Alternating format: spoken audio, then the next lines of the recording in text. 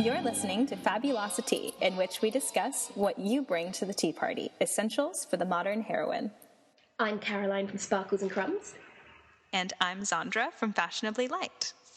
So welcome to this week's episode. It's our third one, and it's on a topic that's very close to my heart and stomach.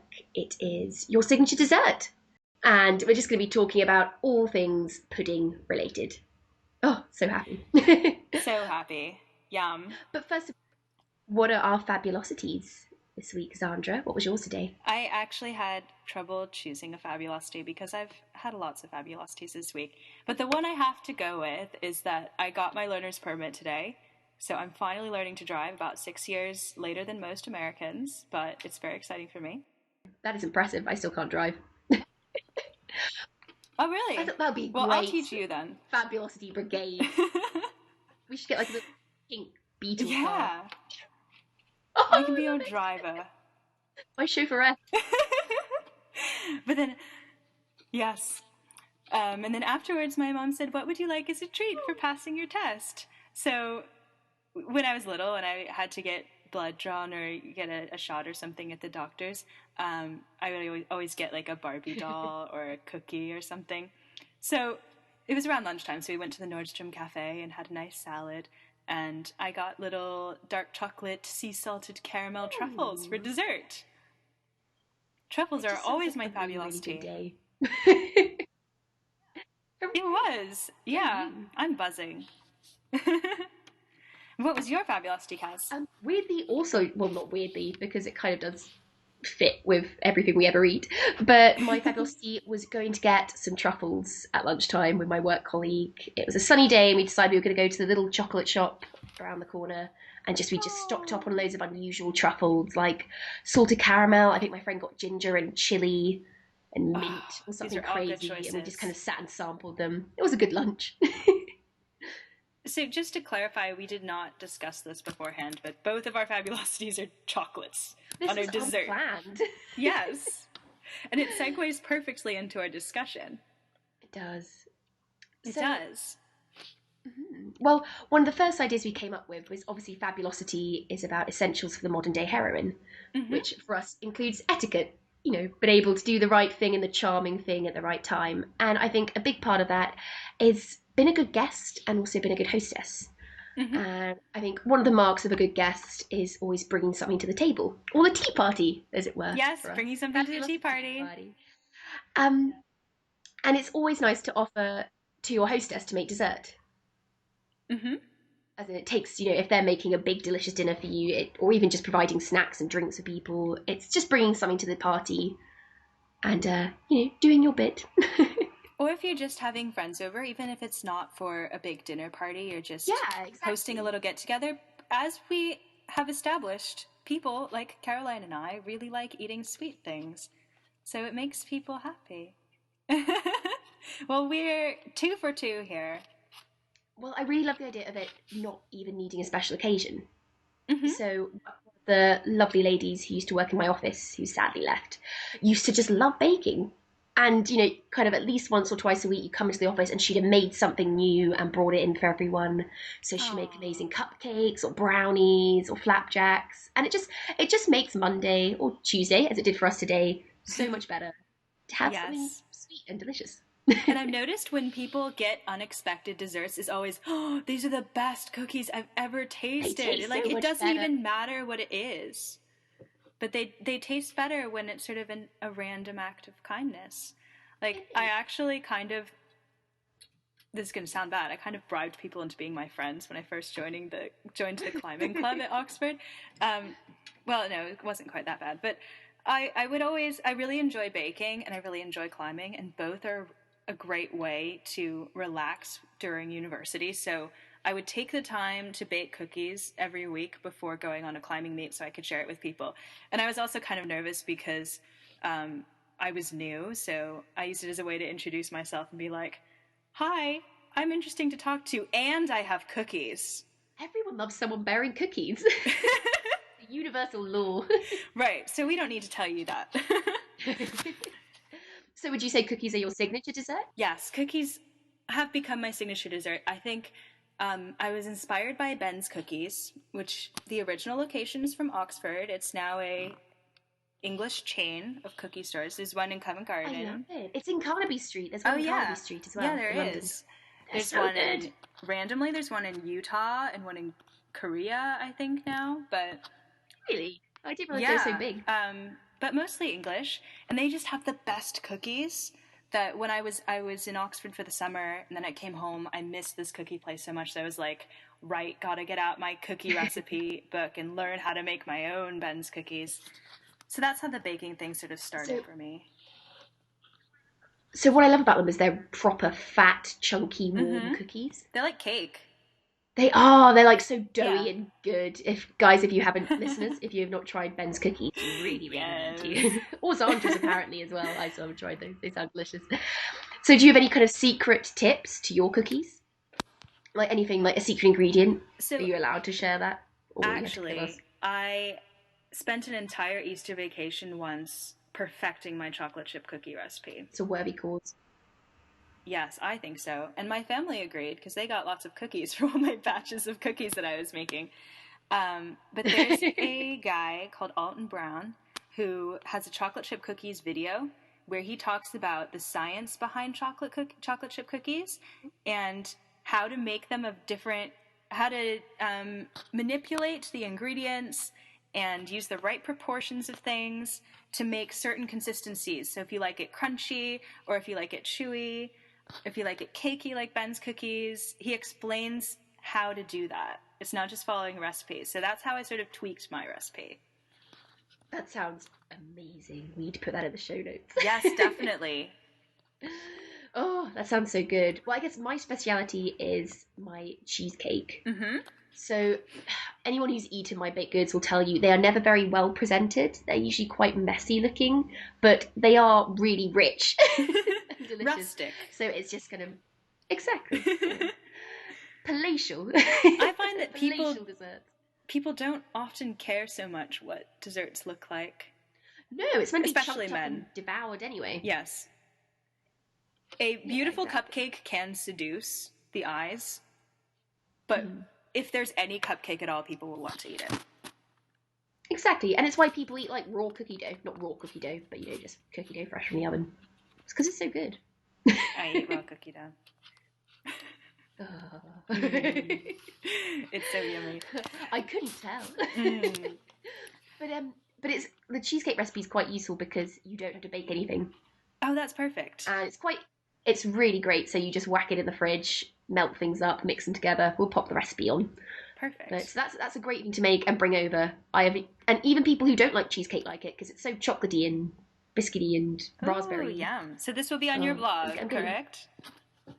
Yes, I will pop a link into the show notes. I think because it's a really good recipe. This week's corresponding blog posts will have to both be recipe posts. Oh, yes. Definitely. So I'm getting hungry talking about it. Yeah, me too. We're talking not just about loving desserts, which this conversation is sort of geared towards, but about having a go-to signature dessert that you know how to make, whether it's my chocolate chip cookie recipe that I spent maybe a little bit too much time perfecting, or your go-to cheesecake, which sounds delicious and simple at the same time. So it's so that when you have an occasion, you can just whip up your signature dish. And what's really great is when people start asking you for it. And they're like, oh, there's an occasion to have food. You totally need to bring your this. It's awesome. I have been asked for my cheesecake. It was one of the proudest moments of my life. There you go. I was really happy. Sometimes I even eat it for breakfast. Yeah. Also guilty. So one of the things that was really nice was... So, of all the places to read it, I read it in American Cosmo magazine. But it was talking about going home for the holidays. It was the Christmas issue. And I know myself and a lot of my friends sometimes find it quite difficult because you revert back to being a bratty little kid sometimes. And it was good when you go back and spend lots of time with your family, you become stroppy and childish again. And it was kind of giving tips on how to cope with that. And one of their tips, which I thought was really, really good, was if you want to be treated and behave like an adult, then start acting like one. Act as you would if you were a guest staying in someone's home.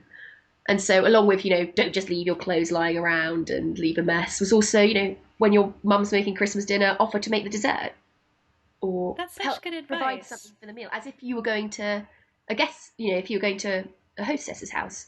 And so I did that this year. I made it for Christmas Eve. I made dessert, and my mum was really happy, which is really nice. She was like, "Oh, look at you making dessert. This is delicious." Oh, go you. But it was, well, I don't know. It's pretty easy to make, but it's such a small gesture. But it does. I think it does. It's like a pleasant thing to do for someone, a pleasing thing to do. Even. And another Christmas themed note. Sorry, a little bit late, but so one of the girls in our office has a very big extended family, so it was kind of saying, sorry guys, I'm not going to get anyone in the office presents really this year. I just, it'll stretch my budget too much. But then surprise us all by bringing in tiny little bags of homemade strawberry fudge she'd made for us all, and they were beautifully wrapped with gold ribbon and a little handwritten note in gold ink for each of us. And it was, one, a really nice surprise, because as you say, unexpected dessert is always the best. And two, like, it didn't matter that it hadn't cost a lot of money. Like, it had cost time and thought and was delicious. And I think so sometimes a little more portable dessert than a cheesecake or cookie can be a really nice thing to give someone. Right, that's true. That's so sweet. No pun intended. Really well, one of the oh gosh, I should mention for any American listeners, Amanda Cupcake. She is incredible. She has just opened her cake shop, which is called the Cupcake Mansion. What? And it's amazing. She creates the most incredible, glittering, over-the-top cupcakes. She's made Big Lebowski cupcakes. She makes them to any theme you can imagine. And she once, because she read Sparkles and Crumbs for a long time, which is great, she once sent me in the post, it was the best thing I've ever received, one of her cupcake kaleidoscopes. What? Which are little sealed glass jars, and they're just filled with layers and layers of like edible glitter and like neon coloured cake dough and icing, and it was just the most beautiful thing I'd ever received. Okay, a picture of that needs to go up in the show notes. Yes. Yes, she's you amazing. Have one. Good. She's an artist. So what does she do? Does she have an online shop or an in-person shop? So her cupcake mansion is based in Wisconsin, in New London, and it's a little old 1840s farmhouse. Okay. That she bought and kind of has converted into this fabulous, glittering delight of a place. And she sells them in like kind of different areas around Wisconsin at markets and in some coffee shops and things. But all the links to that are on her site, and you can order online as well, which I would definitely recommend. You can order the cupcake in a jar. You can order the cupcake kaleidoscopes, which travel amazingly well considering it came across the Atlantic. Yeah, seriously. That's impressive. It's pretty impressive. Cupcakes in a jar in general, by the way, are a really great gift. Like, if you hand make them, it's so easy. Because, I mean, transporting a cupcake to give to somebody is a little bit difficult. Actually, I made my friend a cupcake as a birthday gift once, and I had to go out and buy a cupcake from the cake shop in Oxford and eat it, so that I could have the cupcake case that their takeaway cupcakes come in. So it was a bit of faff, but and I got to eat a cupcake in the process. But if you put a cupcake in a jar, it's easy to sort of put a bow on and take to someone's birthday or whatever as a present. Yeah, I think if you're giving it as a gift that's not going to be eaten right away, then I think, contrary to my usually hideous-looking cheesecake, presentation is quite important, and kind of wrapping it like it's a present.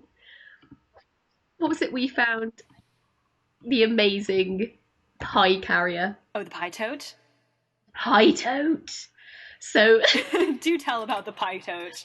It's extraordinary. So Lauren Conrad, I think, designs a line called Blue Avocado.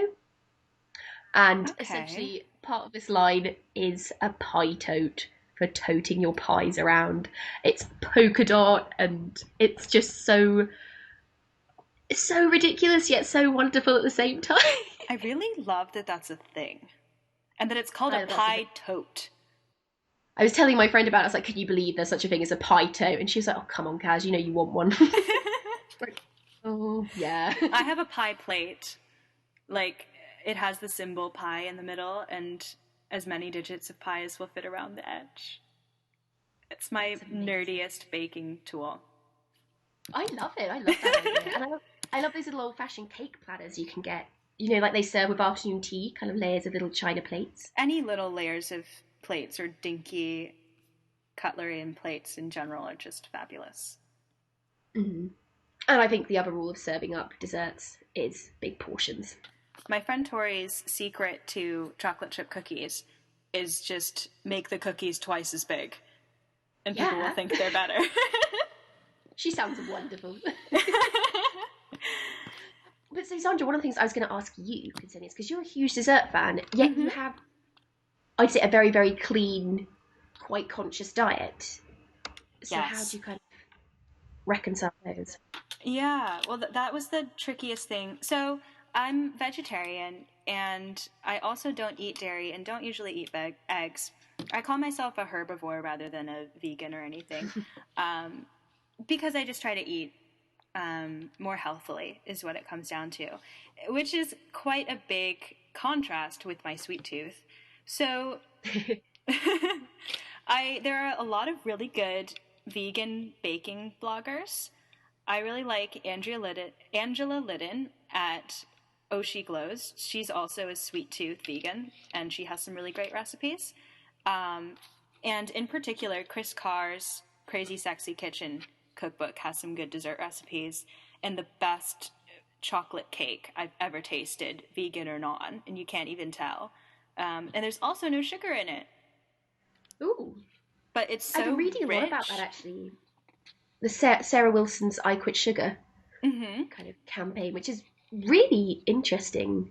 So one of the things that I found most interesting is that she goes through and looks at how much sugar is in just ordinary savoury things, like tomato sauce, like store-bought tomato sauce.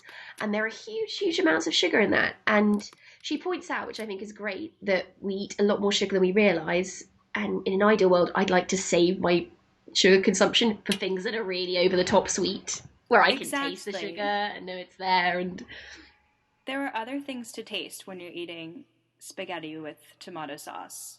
But I would rather have a sugary cupcake and sugar-free tomato sauce. Tomato sauce. You're making me sound English. Oh, I love it. British invasion. Tomato. Yeah. Anyway. So sorry, I completely interrupted you. I don't even remember what we were talking about. We were talking about like the sites you found inspiring for... Oh, yeah. So the exciting thing about vegan cooking is that you can get sugar from the other ingredients that you put in to substitute for the eggs and things. So Charlotte White, who was catering the Blog Academy with her business Restoration Cake, had some vegan cupcakes and some non-vegan cupcakes, and her vegan cupcakes were the best cupcakes that I have ever tasted, hands down. Seriously. And I call myself a cupcake connoisseur. I go and rate these places. That's quite an accomplishment. And so I asked her if she had some vegan recipes, and she has some online. She has a banana cake one in particular that I really like because you have to replace the texture of the eggs and stuff, right? So you do that with fruit, actually. So you put in a whole banana and a whole orange's worth of orange juice, and that sort of makes it fluffy. But it also, you get the natural sugars from the fruit, so you don't have to add as much cane sugar. And it tastes inexplicably nice as well. Like, you can't really tell that you're eating fruit in cake. It's not like English fruit cake. But you're like, oh, what is this? What is this taste? It's such a good idea. It's very flavorful, not just sweet, So there are options, my friends. You found ways around it. So do you use that kind of technique for making your cookies?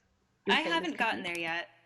I've been experimenting with some vegan recipes that use coconut oil as a lot of the texture of the chocolate chip cookie, but I haven't found it. I love it's just your ongoing life's work. It is, yeah, my chocolate chip cookie work. And actually, another thing is it's been really beneficial to me to have a signature dish that's quintessentially American. So I've made lots of different desserts for my friends in England, but the one people always ask for is chocolate chip cookies because it's a staple in America, and I think it's kind of boring in America because everyone has it, but you don't really find it in England as much. So it's definitely an American kind of invention. It's a treat. Yeah. Yeah. And actually, because they don't have chocolate chips as readily in England, I started chopping up my own chocolate chips from just chocolate bars. And that's a tip that I would recommend, actually, because I think that tastes better.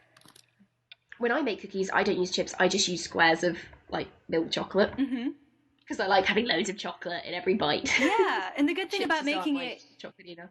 Yeah, the good thing about making it yourself is you get some bigger chips and some littler ones, and it's like a surprise.